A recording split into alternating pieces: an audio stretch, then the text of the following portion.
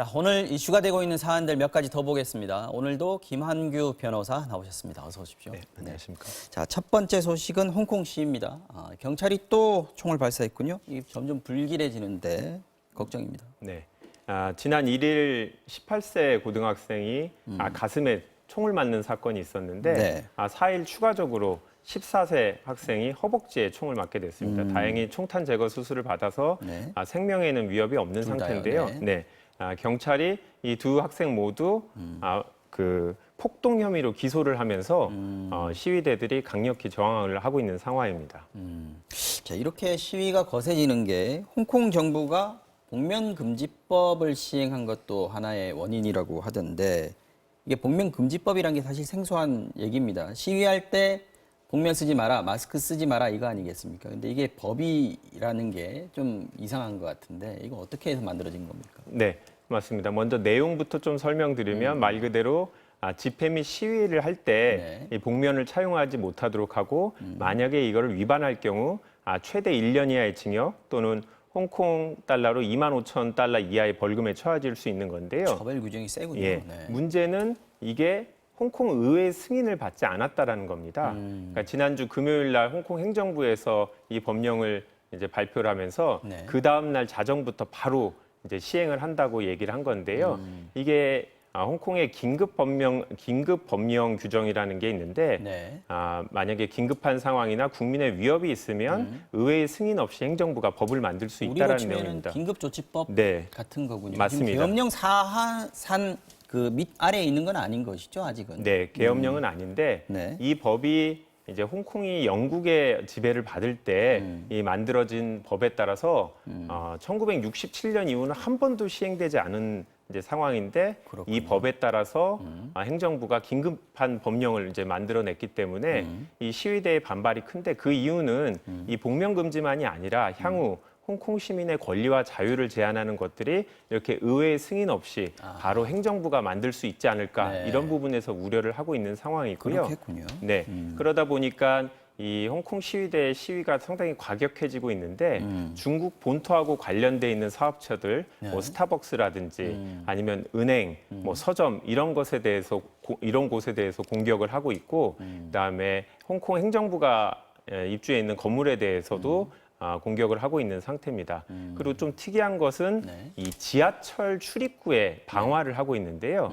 그 이유는 이 지하철 운영사가 홍콩 경찰을 도와서 시위대를 체포하는 일을 도우고 있다. 이런 의심을 하고 있기 때문에 방화를 계속하고 그래서 지하철이 제대로 운영되지 않고 있는 상태입니다. 그렇군요. 예, 이게 그리고 복면 금지를 하다 보니까 그렇다고 해서 이제 시위가 이제 그렇다고 어떤 마스크 안 쓰고 하지는 않을 거 그렇진 아니에요. 않고 있는 상황이고 오히려 마치 이제 다양한 복면들을 소개하는 이런 형태처럼 진행이 되고 저항 있는데요. 운동이군요, 이것도. 예, 네. 예, 저항의 상징인 이 가이 포크스 가면 우리나라 시위에서도 가끔 등장하는데요. V4 벤데타 영화에 나왔던 거죠. 네, 맞습니다. 네. 그 가면을 포함해서 아이언맨 마스크, 뭐 동물 마스크, 종이봉투까지 이제 쓰고 나오면서 네. 다양한 형태로 시위에 참여하고 있는데 문제는 이러한 시위 과정에서 친정부 은행원 그러니까 이 JP모건 은행원이 시위대한테 구타를 당하는 동영상이 촬영이 됐고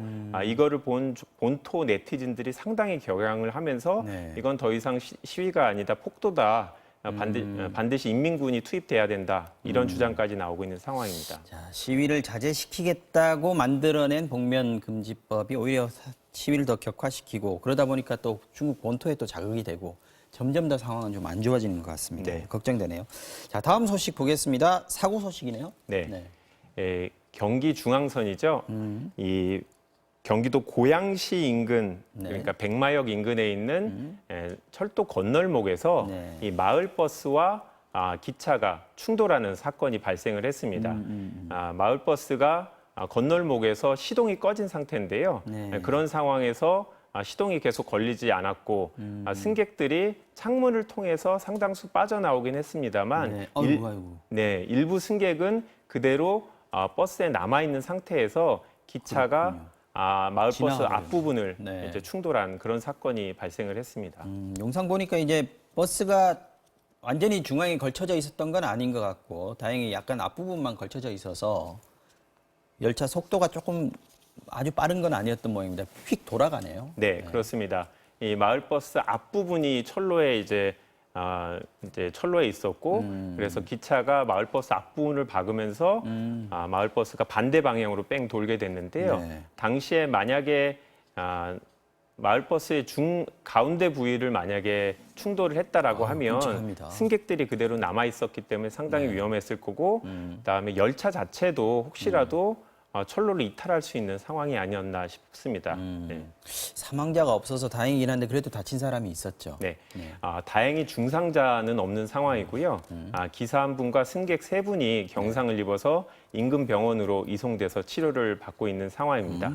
당시에 이 기사분이 수습 기사셨다고 합니다. 그래서 이 건널목에서 시동을 꺼트렸는데 그래서 정식 기사분이 동승하고 있다가 바로 시동을 한번 걸려고 시도를 했는데 제대로 되지 않는 상황에서 사고가 발생을 하였다고 합니다.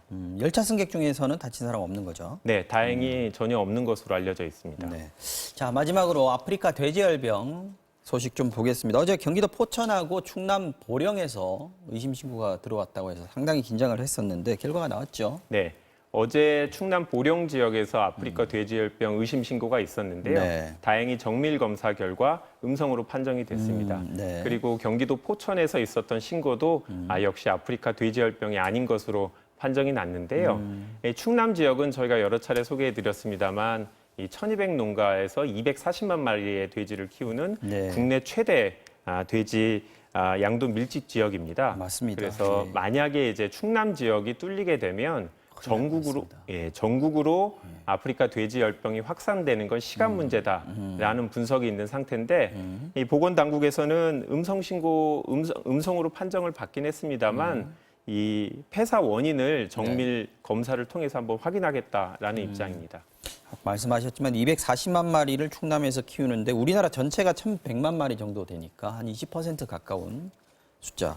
여기서 만약에 아프리카 돼지열병이 확인이 됐다고 하면 정말 충격적인 결과가 나올 수도 있는 상황이었는데 다행입니다. 네. 지난번에 우리가 DMG 멧돼지 폐사체에서 돼지열병 바이러스 발견됐다고 했지 않습니까? 네. 이 이후에 어떤 후속 조치들이 좀 나왔습니까? 네, 그렇습니다.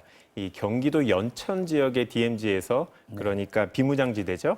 여기서 멧돼지에서 아프리카 돼지열병이 확인된 적이 있었는데요. 네. 이 국방부에서 이 산림청 헬기의 도움을 받아서 7대 헬기를 통해서 비무장 지역에 대해서 방역 조치를 이제 마무리했다고 하고요. 이 추가적으로 민통선 그러니까 민간인 통제 지역 그 이북 지역에 대해서도 계속적으로 방역 작업을 계속하겠다라는 입장을 밝혔습니다. 네, 여기까지 듣겠습니다. 지금까지 김한규 변호사였습니다. 오늘도 고맙습니다. 네, 감사합니다.